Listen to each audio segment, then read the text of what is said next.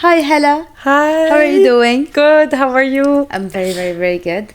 So, Kasset Matteh, episode 8. We're going to be doing it in English. Yes. And thank you. just so we can make her feel comfortable. Very excited to get this recording started and to just talk about everything that you do. Do you want to start with the metteh first? Yes, Okay, please. let's do it. Yes. Let's do it. I know last time you did try it when you came. Yes, you're the one that introduced me to it. And I'm glad. It's an honor. The more people I bring to the metteh community, the more accomplished Yes, the I feel. better. Exactly. Okay. Yellow, go ahead. Do you need any sugar, lemon, anything? No. Perfect. It's perfect this way. Yellow first All sip. right. طيب. I swear, wallah, same here, same feeling. So, we met first when I'm trying to recall stuff. We met first when you were working on an event, a show at the festival in Montreal. At, Yes. what was it called? Orientalist? Yes. Festival. But we met before at Mashru Wanakba event. That's it, true. I'm trying to remember. That's why I'm trying to do that's the where timeline. we met. Yes. It is true.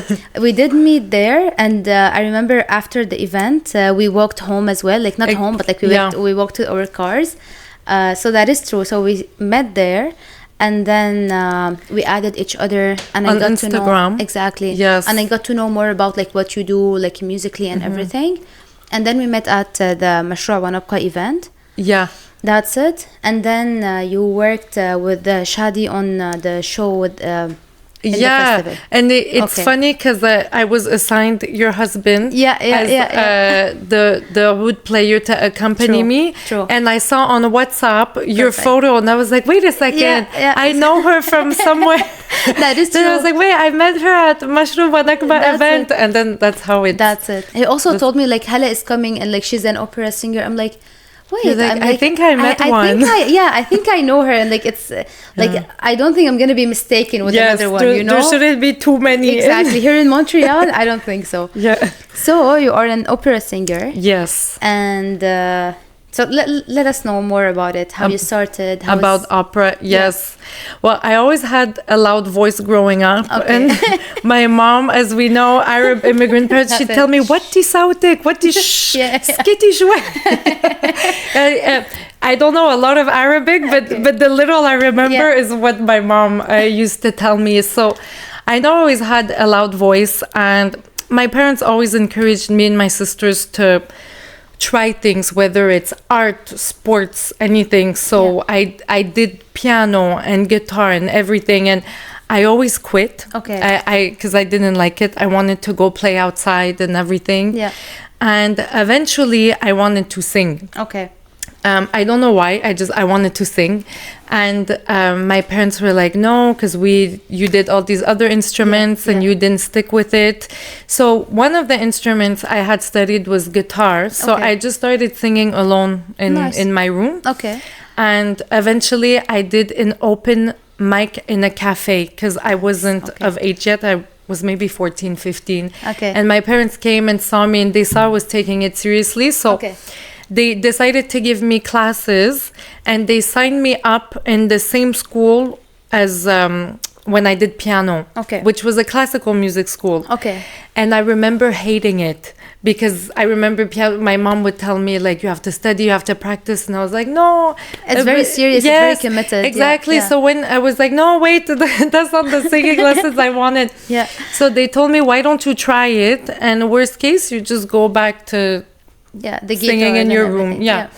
So I tried one lesson, and I never looked back. I fell in love, and I studied classical music, and I discovered the world of opera, and not just opera, but theater and costumes and everything. And I decided to study it. So I did, here in Quebec, we have Cégep.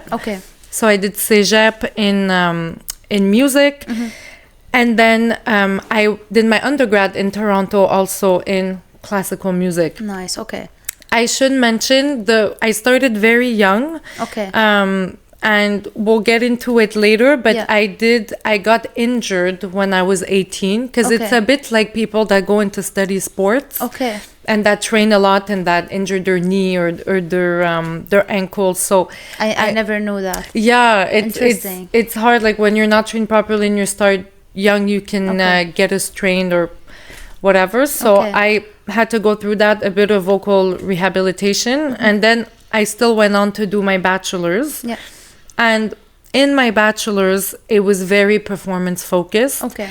And when you're 19, 20, it takes time to learn how to sing opera. Yeah. So I went through my degree, and when I got at the end of it, I didn't want to sing anymore. I didn't like my academic experience. Okay. And I decided to leave. I said, you know what? It's not for me. I'm going to go study something else.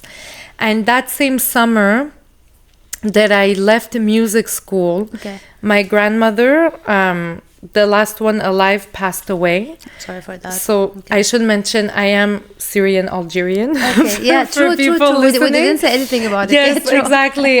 But I'll get into it, and that's why Arabi تبعي كتير مكسور. But that's okay. I was born here, Montrealer, and so yes, my teta passed away. Yeah. And I don't know how to explain it, because that's how everything started and how we ended up meeting. Yeah, that's true.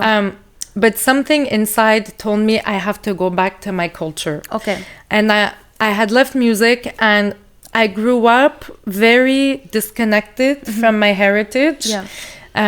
So my mom is Syrian, my dad is Algerian, but they were living in Lebanon, to make a long story short, in Beirut. Yeah. And they lived through the civil war and the Israeli occupation. They left. So I'm sure many people can relate, leaving, unfortunately, the Middle East because of difficult times. So I feel when they came here, having daughters, they wanted us to assimilate as much as we could. And I think as a form of protection mechanism, they just rejected everything. That is true.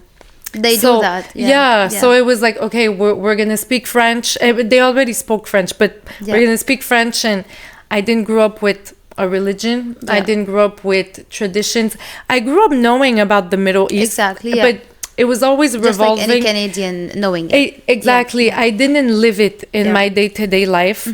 It also doesn't help that in school I'm very pale. So when I told people I was Arab, people from here, they didn't understand. They're like, no way, Because the only reference they have is a stereotype, true, you know? And I didn't know how to explain it, because every time I would come home and ask my parents, they would say like, you know, it's too complicated. Just say you're Canadian. Just say you're Arab. But they wouldn't explain to me our family history, where we come from. Well, I was like, how come we're half Algerian? Like, but Baba spent his life in Lebanon. You know, like there's so many questions. That is true. And, you know, I went to school and I fell in love with a Western art. You know, opera is very European. 100%. True. Yeah, and even in music school, I never felt 100% like I belonged, but I didn't know what was missing, because I didn't know who I was myself. You know. And so when I finished my degree and my grandma passed away, I don't know how to explain it. Yes, sometimes I call it divine intervention. That something said like I have to do something, because, you know, I'm very lucky. I was born here. I had access to education, but I was like, how come I feel like something's missing? You know, what is that There's void? a piece of like your identity is like, it's not fully formed or like expressed. And you can't acquire it only through external components like a degree or, you know, as much as I understand those are privileges, but it's not like having your language. It's not like having a community. So I never had anything to fall back on, you know. So I got to a point where I started asking questions. I came home that summer because my bachelor's degree was in Toronto, because I was going to do a master's in business.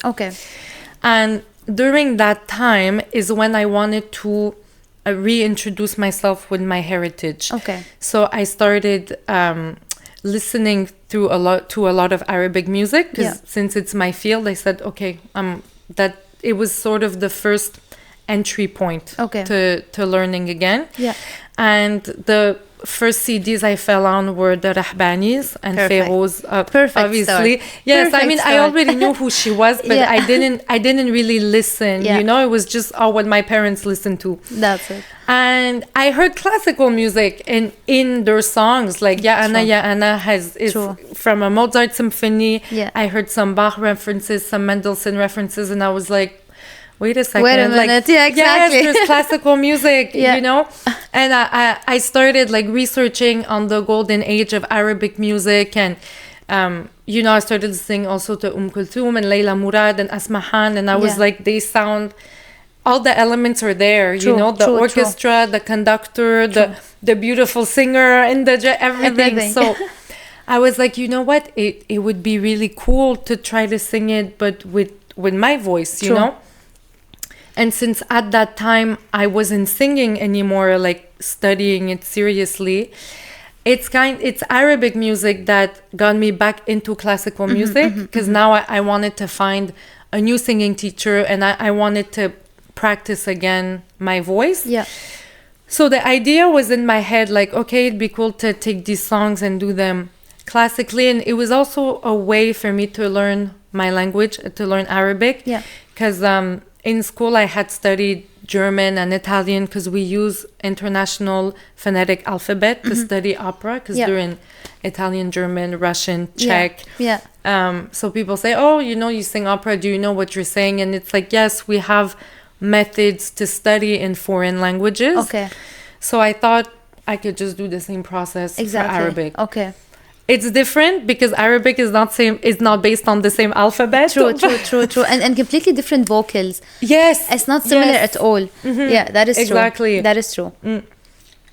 But yeah. No, it's okay. I swallowed something. It happens. It happens. It's like a small piece of, I don't know what it is. And like it will just get into your throat. In your throat. Take your time. But yeah, so I thought, okay, I'm going to apply the same method I would to sing opera, to do Arabic. Yeah. And at the time, mind you, I had no knowledge of Arabic. And I'm so like impressed of like the things you're doing regarding the language. Yeah, but it's hard. I used to speak it when I was very, very young. Yeah. Because we have very close family friends that are Lebanese, and I spent a lot of time with them when I was a child. Okay. But as soon as I went to school, it was French. Yeah. So I never learned how to write. It's practice, just I don't think like I remember when I was young I would always say "Biddi khiyara." I wanted the cucumber. The basics with the sandwich. Yes, exactly. Okay. So it's like I knew little sentences, you know, the way no baba and things like that. So, but I didn't have I couldn't hold a conversation. Yeah, I understand. Okay. So I started doing that, and at the time I had a friend in Montreal that was a pianist, and we just started jamming. Exactly. And I wanted to learn Nahna wal Amar Jiran because it's my mom's favorite song. So I said, okay, I'm gonna start with that, and she started playing it on the piano, and she started playing Carmen's Habanera, which is a very famous opera aria from Georges Bizet's Carmen. It is very known. Like you see it in publicities and, and everything. You'll recognize the melody. Okay. And she started mixing the songs, and it was the first time my vision was brought into life, because I don't compose. I have the idea, but I don't know how to externalize it. Yeah. So she did that, and then she mixed it with La Vie en Rose by Edith Piaf. Yeah. So I thought this is a really cool way to mix culture, language, heritage. Because I never felt fully Canadian, but then I would meet Arabic people, and you're not feeling fully Arabic. They would say oh, you don't speak Arabic, you're not real. Min wayn inti, sorry. Yeah, no, you're good. And I was like, oh, Suriye وجزائر, but there was a certain disconnection, you know. Yeah. And I say that because when I was studying opera, I had also started therapy for performance anxiety. Yeah. And so I had a bit of knowledge on therapy, and with this whole transition to wanting to learn about heritage, I got interested in intergenerational trauma. And learning about that. And it's funny because I remember, like, I would ask my parents questions, or, you know, how come we're not the people that spent every summer in the Middle East? Like, some people go back every summer. True. It was to the, like, hometown. Yeah, exactly. But my parents never did that. But they took us elsewhere. But I was like, how come the Middle East, it was like, we don't very forbidden. Yes, like a forbidden topic. But it's funny because when they would meet with friends from Lebanon or Syria at home, they would have the biggest smile on their face, and they would laugh. And even my dad told me that it was the best years of his life in Beirut, but I was like, but you were struggling and you had nothing to eat, and it was under siege. But I found that I started analyzing them, because I was like, 1 + 1 is not giving. It's not adding. Like, how come you're telling me, you know, to never go, but you're talking about it as if like it's the best time of your life. So I started doing my own research.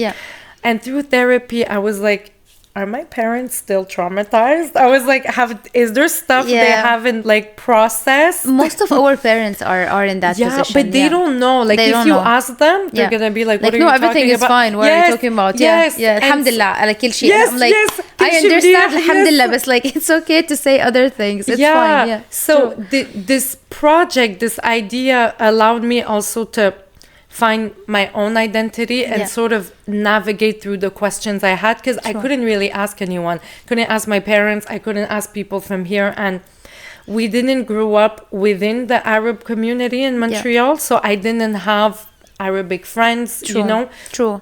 We're very isolated. And even for family, like, I only have my parents and my sister. Like, our extended family is in France, in Algeria, so through music, I decided, like, you know, it would be a good way for me to reconcile sort of this identity crisis, because I learned also what identity crisis was. True. And I was like, oh, the hard way. Yes. I was like, oh, I'm not weird. Like, it's just, that's why I feel the way I feel. It has a definition. Yes. And I started reading on that, and it resonated so much. Like, you don't feel a sense of home. And you want those things just naturally as a human being. And I started also reading literature was a big part of this journey field of this journey. That's a good way to put it, because, for example, I read Orientalism by Edward Said, and I started asking myself a lot of questions regarding ethics. Like, okay, I have a Western art, is it okay to like orientalize it, you know, would it be acceptable? Yes, or would is it be accepted? Because as much as there's, when I had the idea, I was trying things, and I had a big accent, and I would ask my mom for help with the words. The pronunciation. She would laugh at me. She would be like, okay, if you can't sing Feiruz Mazboot, you know, don't people sing are people are gonna laugh at you, because there's people that don't want to hear that. And for classical music is the same. There's some people that are very traditional. It is true. I do understand where your mother is coming from. Feiruz for us is like something that you can't play with, basically. Or like, if you're gonna like test things that is like related to Feiruz, it has to be like really thought through, really good, like really you put the effort and the work. It's not like we take it very like to our heart amateur, if something wrong. Like, you like not this artist, just like test other stuff. But from what I heard, you're not doing, like, you're not harming the Rahbani scene at all. No.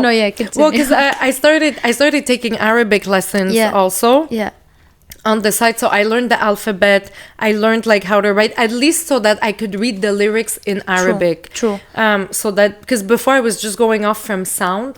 So I couldn't differentiate like ha and ha. You know. Now I can. So. It is different. It is different. It helps to at least read the words, so I can see when it's like alif versus fatha. You know? Exactly. And the like, I'm right now like just trying to put myself in your shoes. I'm like, it's hard, like translating it to like that type of music. Yes, like, because what I know before, what we used to do in like back home when we learned music, when we had like music classes, they would be like writing, I don't know what it's called, I'm very like, I don't have the right words for music things, but like, you know, the lines where you write, yeah, the stuff, yeah, that's it. So they will put the letters underneath it. Right. So that's it. So now I'm imagining someone who doesn't know Arabic and having these like small things written under, and like so many like similar voices. Yes. It's super hard. Yeah, and super hard. When like because I was going off the audio. Yeah.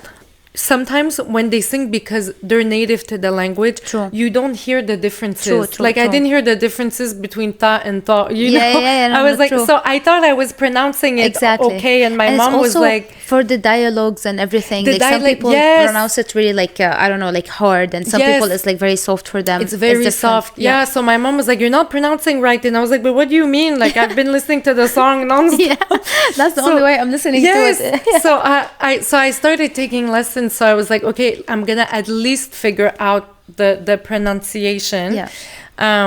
But all that to say that the musical journey really started in intertwining with my identity journey, because that's when I wanted to look for community events in Montreal and how we met. Exactly. Yeah. And so it became a metaphor. That's what I wanted to come to, that the classical music was a representation for the West, because I can't, as much as I know I'm Arab in my heart, and to me you cannot erase your lineage based on where you're born. It's also in your DNA, like you can't take it away from me. And that's been scientifically proven. Like you have DNA, it's inside, hence the intergenerational trauma. But I can't also deny that I have grown up here and I am a product of this environment. It is true. So I was like, okay, so what's the solution, you know? So for me, the classical music was my Western. Your way, yeah, exactly. Yeah, my Western heritage. Yeah. The Arabic music was my my Middle Eastern heritage. Exactly, yeah. And because they're also opposing entities, I thought maybe it's a good way to find to show people that there can be peace and harmony. It is true. You know, it is through true. music. It is true, 100%. Yeah. And I do believe art, you know, I'm not here saving, you know, I'm not working in the refugee camp or feeding the homeless, but I do believe art has its place for healing. 100%. And you are sending a message. Yeah. Like you are actually connecting these communities together. Yeah, it does do the work. And acceptance, and also breaking stereotypes, because why can't, you know, you perform Syrian to be an Arab be an opera singer, exactly. or you know, because even for the people here that are like, oh, but you don't look Arab, well, now you know that we can have this type of like just like looks and everything as an Arab. 100%. And that's a bit what was in the Mashru wa Nakba meeting, was about like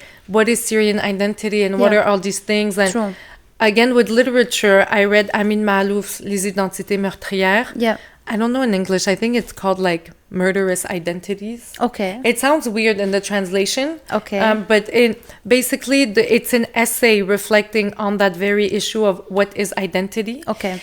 And he's Lebanese, and he reflects on that, and also with issues that happen around the world. But he brings it back to also his adoptive identity, which is his French culture. True.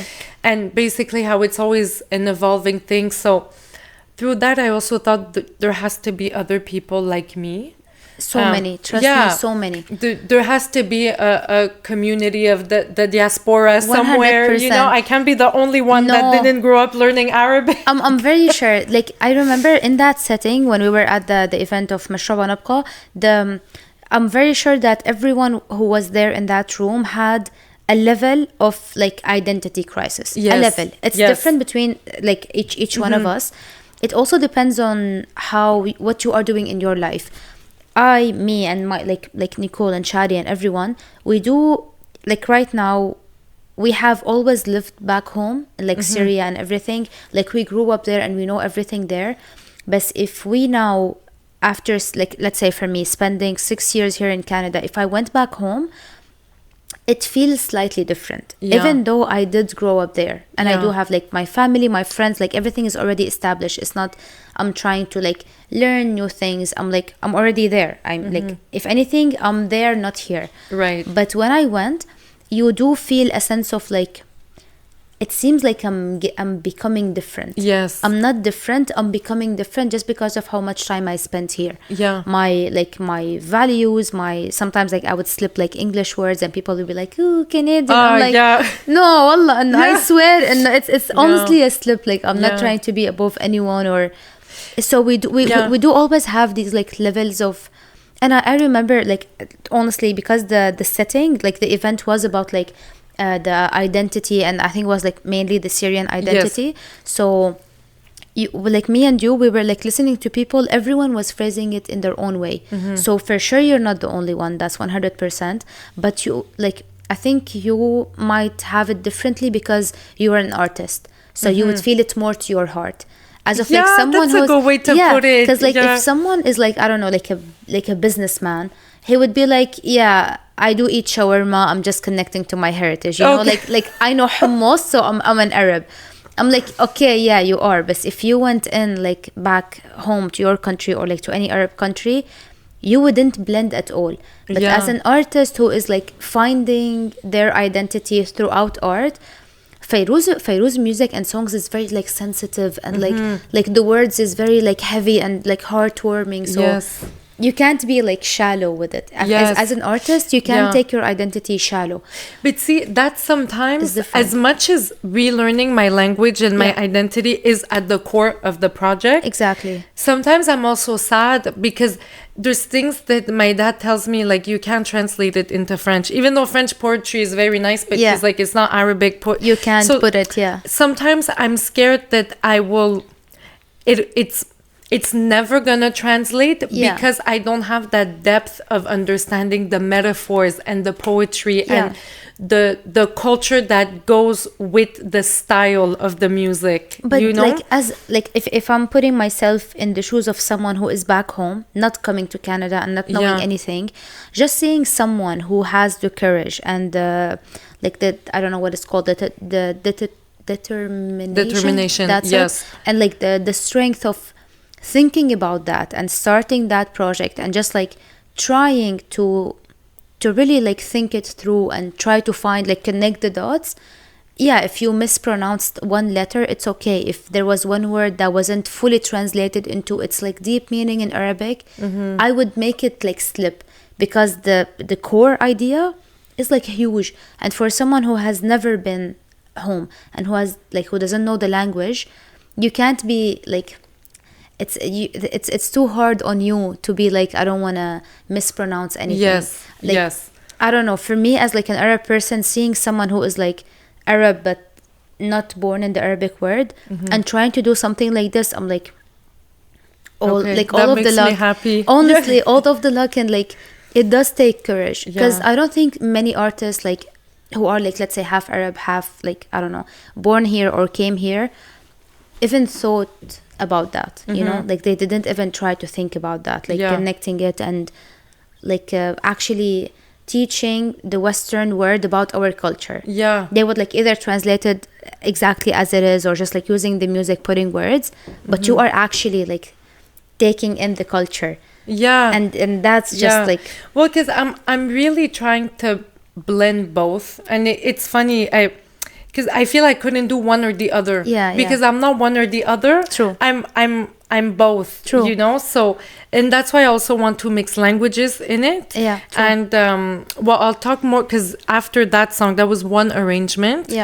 That friend moved cities, so I ended up finding someone else to write the. Thank you. Shukran. to write the music. And so I arranged a few songs. Initially, they were Fairuz. I arranged Ya Ana Ya Ana. I remember seeing the Zakir bil Kharif, which is Les Feuilles Mortes by Yves Montand. So I had a few paths to connect with Western songs. True. Autumn Leaves is not opera, but I can still sing it in my technique. La Vie en Rose, neither. But I thought it's still a nice way to blend because they've already done it. True. I was like, if Arabic musicians have taken inspiration from Western music and classical music, what, like, where's the room? You can do it too. Yeah, exactly, 100%. And even on the opera side, I do think I wasn't fitting in the mold of what the trajectory of a regular opera singer. And I tried. Yes, trust me. I wish I picked a simpler path, but it's also hard to, because a lot of people tell me, oh, like, do you know singers that have done the same thing?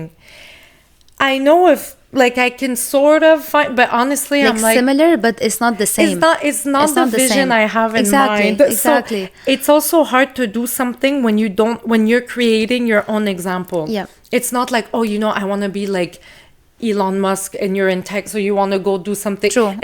I don't have like a visual representation or a physical representation. Like, this is it. It's like this piece, and exactly. You take it. Or like this singer, I want to be like her. There's some that I'm like, maybe a bit of her, a bit of that, but in general, I have my own. It's your own finished image. Vision, so it's also hard to like get musicians on board or to collaborate with people to perform, because for now it's just more like of an idea. Yeah. So it's hard to convince people to be like, I have this great idea and these songs and everything, but they can't hear it because it hasn't like been made yet. Exactly. So I did a few arrangements, and Nasam Alayna Al-Hawa, I started, I haven't learned them yet, but I have the music of like Ana Elbi Dalili, Ya Tuyur, that I think could sound Ya Tuyur, I remember classical. You gave us like a small sample when you were here at home. I'm like, a tiny that could sound very super. Like, I think for me, I remember that was the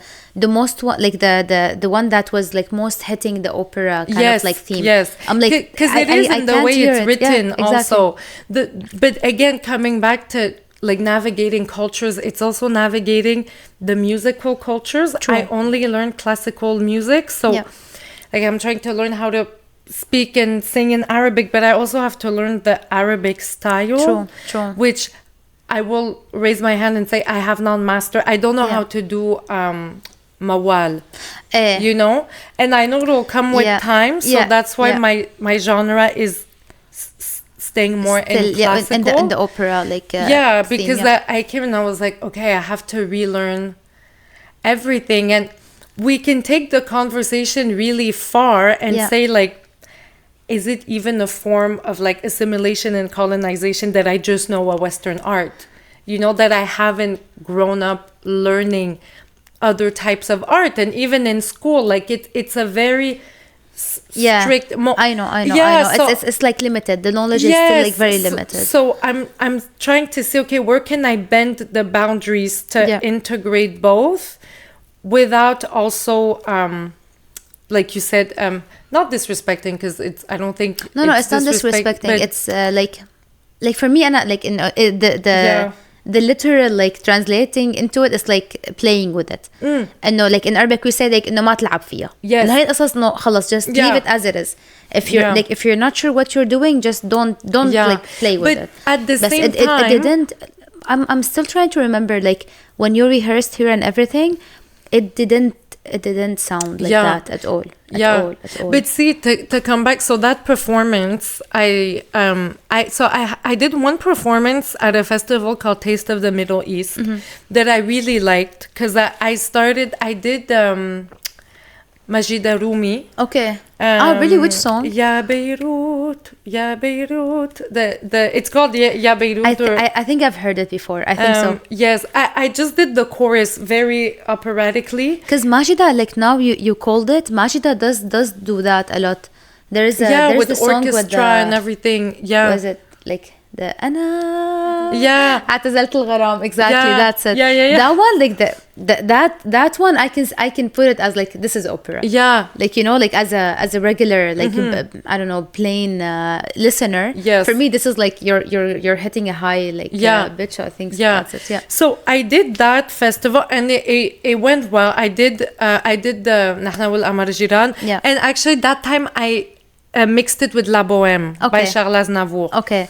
And I was accompanied by piano. And then later that summer, I was going to sing at Orientalist, some arrangements with Shady, with Oud. Yeah. And it's also interesting because the setting of the festival wasn't made for classical music, but I didn't know. But I know. The thing I loved about it, because it's still in my mind, and I'm like, one day it's gonna happen, is that I was singing and Shady was playing, and there's somebody that started playing tabla. Yeah, true. And initially, I got super scared because I didn't. Don't ask me to improvise. It's fine. No, especially in classical music, it's like we learn, like, this is what the composer wrote 400 years ago. Like you ABC, follow. you can't be like, so, let's get creative. Exactly. And the moments usually that we are creative have been rehearsed. Yeah. So it completely threw me off. But at the same time, I was like, that sounds really cool. That's it. I never thought that you can mix like classical singing with percussion. Yeah. And it's still in my mind that I'm like, I told you now, so I was working on a grant to ask funding for the Quebec Council of Arts. Yeah. To make more, to really create repertoire of many songs of different artists all over the Middle East for piano, voice, and oud. Okay. But I was like, maybe if we I can add some like beats into it. Exactly. That would be so cool. 100%. It would just, I think it would be more oriental. Yes. Like it would actually add more to the flavor of like, this is actually Eastern, and like it's us. It's Middle Eastern. Exactly. So I'm because as much as as much as I want to sing this music, and it's my idea, and I want to be in the middle of it, sometimes I feel like the director, and I just want to enjoy it. Yes, you guys play, and I'm just gonna have fun. I don't need to sing a lot. I told them. So the girl that was making the arrangements, it's funny how I met her. I was researching music scores, Arabic music scores, and because it's more of an oral tradition. Okay. There's not a lot. So I found on a website called like musicsheet.com, I found Ya Ana, and it said arranged by Florencia Roca. Okay. And there was a link to YouTube of her playing. Yeah. So thanks to technology, I searched her on social media. Nice. And I found out she's an Argentinian pianist. She lives in Buenos Aires. Okay. I messaged her. You want to know how she knows Fayrouz? So she told me she worked for like 6 or 7 years in Dubai playing piano in hotels. And she fell in love with Arabic music. And I told her about my project and we FaceTime. That's it. So I've never met her. That's it. But I've known her now for 2 years or a year and a half, and she's the one that did all the arrangements, so it's also nice how things happen, how things align, like yes, in what earth you can think that universe. This would happen. That's it. Exactly. Because I was thinking in Montreal, and like besides the pianist I work with here, I was like, I know a lot of them in the classical music industry. I'm like, I don't know anybody that can play Arabic music, but I never thought I would find someone online. That's it. That's it. So, and she sends me, like, she has a software to write the music, but so she's Latin, right? Okay. So I tell her, like, please I give her carte blanche. Yeah. And then I listen, but I'm like, improvise, arrange it however you want. Like sometimes I give her ideas, like, or the scale or the tonality in which I want to sing it. But so sometimes there's Latin influences, like tango influences, but I feel there's still a correlation there between like the two cultures. So it's becoming like, I don't want it to get too intertwined of too many things, because then you lose yourself. But it's still nice to have a space where all these different identities and cultures and styles can coexist. It is true. So the Oriental is, even though I thought, I had performed so bad and everything, it's still shown me that I want for the next step for this to come to fruition. I want more spaces like that to be able to test and create. And I know sometimes the difficulty with artists like Fayrouz, like Kulthum, we say like, oh, you can't play with those, but right now I need that, like I need you have to test it. Yes, you I have need to test try it to with make sure that musicians. You can't really play. Or Exactly. So that way, if it's bad, like my mom says, well, this song, the accents are wrong, but I need to sing it wrong to know it's wrong. Exactly. True. To learn from it, 100%. I totally agree. The difficulty I'm having now is that I don't have that space or those opportunities, because there's not a lot of places to go play Arabic music. Now you spoke to me about kawalis that I'll definitely look into. And it's also hard to find places that accommodate classical singing. That's it exactly. The place we like spoke about it, but like I'm very sure that like the Joni and everyone there will be more than welcoming to like actually see you and see what you're gonna bring to the table. So I really can't wait to like if you settle everything there, we're gonna go and just like have the show happening. So I need to do because I know the idea is good. And I know it's mine, and I know it'll always be unique because my story is unique. But sometimes it's hard because people are like, oh, so do you have a show coming up? And I'm like, not yet. Yeah, just give me some time. Just give me some time. And that's okay. No, that's Every okay. Every time I'm like, not yet. And then people are like, oh, well, do you post videos on TikTok? And I'm like, no, because it's opera and it's like, I can't film myself. It's not like 30 seconds. Yes, I know. It's hard. And so again, like it doesn't fit in any... These platforms. Yeah, but it doesn't fit also in strictly classical. So it's funny that in the musical genres, I'm in between classical and Arabic. In my identity, I'm in between Canadian and Arabic. That it feels very unsettling because you never feel settled in one or the other. But I think maybe that's where I should embrace this uniqueness, that maybe I'm meant to be a bridge. But you know, I can fit in with a bit of everyone and bring people together. Exactly. I totally agree with this mindset. It's about who you are. You don't have to be like following anyone's path. Be like, this one has the same story as me. He did that, so I'm gonna do that to like get to where he is. No, you're just your story. You're trying to find everything. And the really like impressive thing is that you are searching for that by yourself. And that takes a lot of courage. Like courage and strength and commitment and time and effort and everything, is that you are searching for that. You're searching for, like, you're searching to learn the Arabic culture. You're searching to link this together. It's not that like as you said, there is not many people who are going through the same thing as you and have the same vision. Like you don't have a team, let's say, and it's like brainstorming 5 people, you know, it's only you in your mind thinking everything. So but sometimes I think I'm crazy because I'm like, am I the only one hearing like the symphony in my... You'd be like, guys, did you hear what yes, because then I'm trying to explain it to people, you know. And so like with this pianist, I go off with what, thank God it clicks, and I like what she composes, but I have to take other people's stuff. So I wish I had a team, because it's, again, I feel like I'm sometimes I'm like, am I in my own world, and it doesn't translate with reality. It does. No, I'm very sure it's you're not in that way. Okay. Maybe yet. I don't know if you're gonna get to that point by age. I have no idea. But I don't think you're at that point right now. Yeah. I totally don't think so. But the only thing, like, sometimes I am impatient, because when I was researching, you know, platforms for Arabic music and everything, I see like a lot of pop singers, and sometimes I have negative thoughts like, am I too old to go into music if I'm in my late 20s? But then, like, have I not started enough? Like, there's platforms I don't like on social media. I'm like, do I need to change to fit in the audience? Like, I'm still, I feel, in the figuring out and phase. That's okay. There's a lot of stuff that are moving. Yeah. But to me, it's a life project. It is. You know, I'm still going to be working on this. When I'm 50.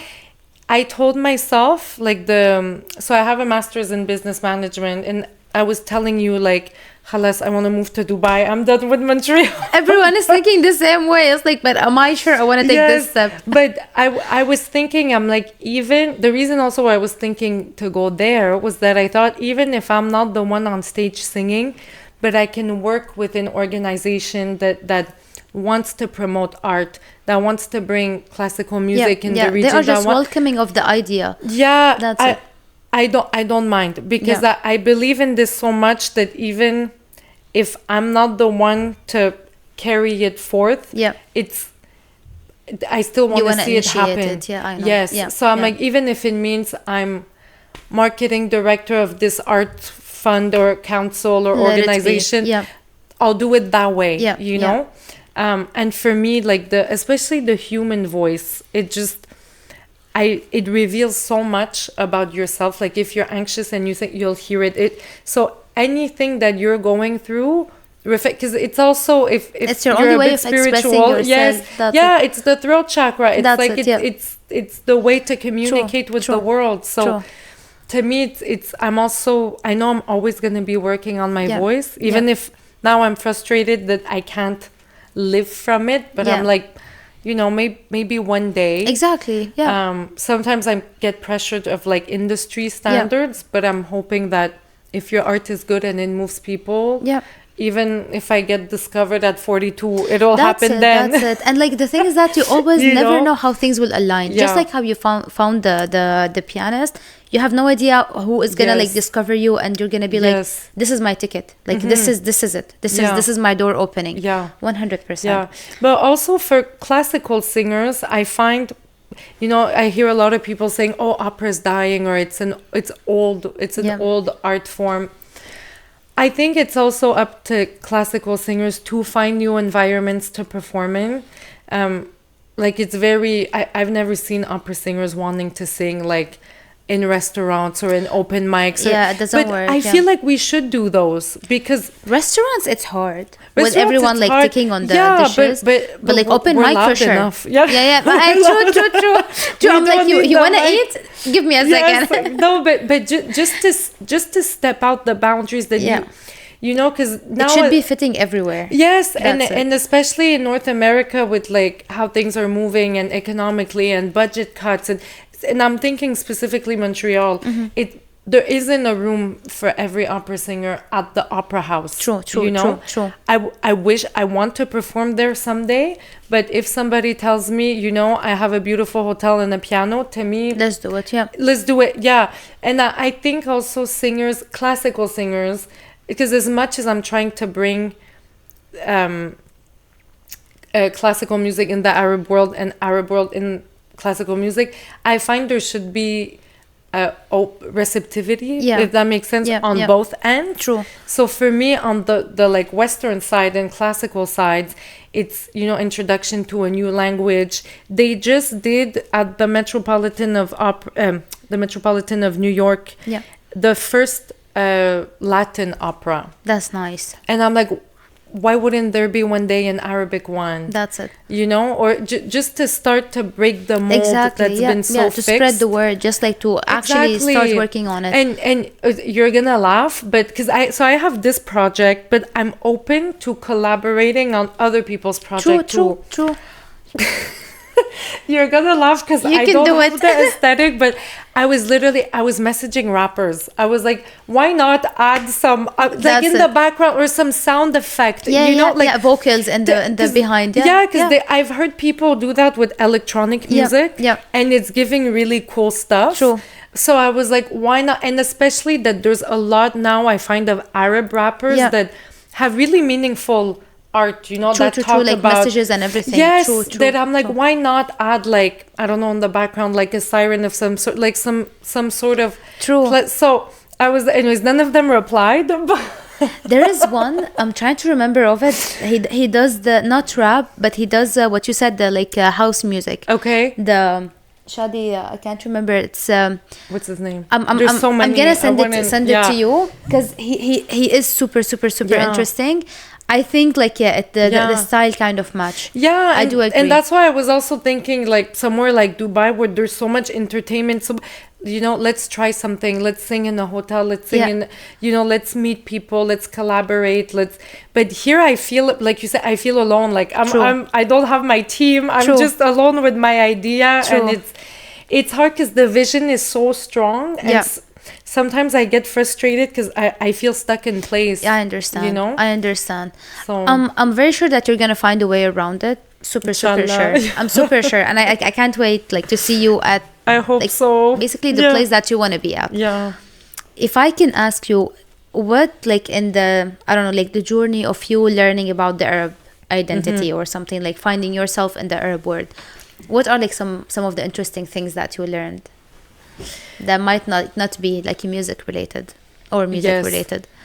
Okay, so the first thing that came to mind, well, in discovering the Arab world, I took my family as an example. So first of all was all the different ethnicities. Like I didn't know that on my dad's side, we were Amazigh. Okay. So discovering like different, because my parents just say like, oh, just say you're Arab, just say you're Arab, and discovering the different intricacies. True. Because they were living in Algeria, got deported during the French occupation to Syria, were there for a few generations, and it's my grandpa that took back the Algerian nationality. Okay. So we're Algerian on paper. Okay. But our like I have the Algerian passport now, but our whole family was in Syria and Lebanon. Yeah. So one of the really cool things is discovering also the differences between cultures, and I like that now I have both, because I feel like I can join Middle East and North Africa. I have one country in each. I agree. You know, so I'm like, it's cool that I get to bring those together. Another thing that I really loved that I wanted to start expressing myself through that was the fashion. Okay.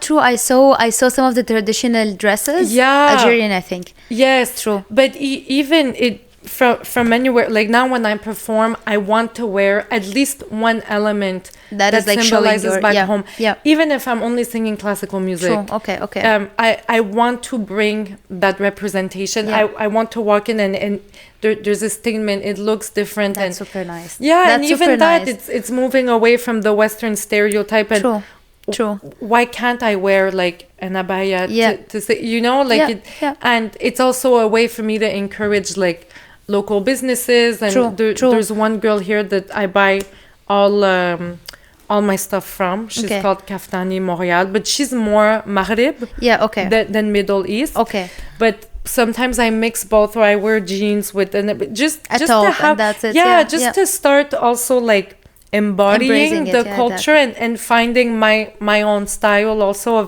of again mixing both. True. So that's been a really cool thing too. That's super nice. I do like that, and it actually shows. I remember also to مشروع ونبقى you wore kind of like I think it was a Palestinian pattern. Yes, I loved it. Yes, it was a sort of like poncho. True. But I put shorts and a belt. That's it. I had so many compliments that night. I know. People were like, I love your dress. Here I think like it has a traditional pattern, and I'm like, it's warming, because it's not like, let's say, also from like what I see on your like profile and everything, you don't choose like, I don't want to say like the common items, right? You know, like the kufiya or something. Like you chose a female traditional dress pattern, on top, you know. So I'm like, it's nice. It's super nice. It's like we're women. It's Palestinian. It's everything. It honestly speaks for it. Yeah. I agree. Honestly, if I wasn't singing, fashion and just I love it. That's it. Yes. Yeah. So it's a way to integrate both, you know? I agree. No, I like it. I really, really, really like it. Mm-hmm. What else? So in the project, because we were mentioning that you did do some like testing on it, and you did like basically played, or like you sang in the Orientalist Festival and on the Middle Eastern Taste Taste of the Middle East. That's it. A festival. So you're also working on it for the future. Yes. And we were talking before that you're like hopefully thinking about maybe getting connected to other artists, hopefully like oud player as of like in your vision. So if you want to say anything about it, or like maybe something specific, if someone is hearing us, he can reach out. Yes. Oh my goodness. Well, the first people I were telling you about that I absolutely love, and I encourage anyone in Canada to look at them, is the Canadian Arabic Orchestra. Yeah. I am waiting to collaborate with them, and I have spoken with them, and I know they're interested. It's just again getting a matter of sitting down and saying, okay, how I don't know what their process is for like the venue and everything, but they did actually in Arab opera show. Nice. And they took classical music and switched out a few instruments and made it more oriental. Okay. A lot of them have classical backgrounds, and I met them because the musician that was accompanying me at Taste of the Middle East played with them. Nice. So I would love to collaborate with them. Hopefully next time. Hopefully. Yes. Otherwise, if there's oud players that want to collaborate. I was talking to you about Nazih Borish that I heard play here. I'm discovering that we do have good musicians. We do. True. It's just a question of again finding the right setting. Exactly. That's it. Just finding the time. It's even like, let's say, anyone here in Canada, they struggle with routine. Anyone. So just like finding the time, finding also the mindset. Like I'm ready to be creative. I'm ready to like get into it. So that's why I think like maybe not as many people are collaborating recently. Yes. But like I'm very sure that there are so many people who are interested in the project. Yeah, but again, and it's hard to like access those, because I feel like the musicians that knew each other from before, they all play Arabic music, so it's easier to say, okay, let's play this song. True. But me, it's like, since it's a new version, you need that extra time and I also want to learn from them, you know, like that. I remember even with Shady, we were rehearsing and there was one ornament and he was like, you should do it like this, and I found it helpful because I was like, I need that feedback too. It's not just me being like, can we do my song? It's hard to do all the work. 100%. So I want someone that's gonna be able to have that musical dialogue with. I understand. No, it makes complete sense. Yes. Okay. So I'm very sure that they reach out. I'll be linking everything underneath the video. So anyone who is interested and who just wanna also like, I don't know, chat about it, see where things can go. So reach out to Hala. I don't have full songs on Instagram, but there's excerpts of every single one and interview snippets that you can go and stalk me there. Exactly. It has been amazing. Thank you so much. And pleasure having you, honestly. I'm so honored you wanted to have me. Same here. I can't wait to see you actually like finishing and like just seeing everything in the setting that you want. I can't wait. I'm just gonna be like, hey, go for it. No, you'll be backstage. Exactly. I'll be like, she's VIP. Yes. I can't wait. But thank you so much for coming. Honestly, it has been a blast. Thank you. Thank you, guys. See you. Bye bye.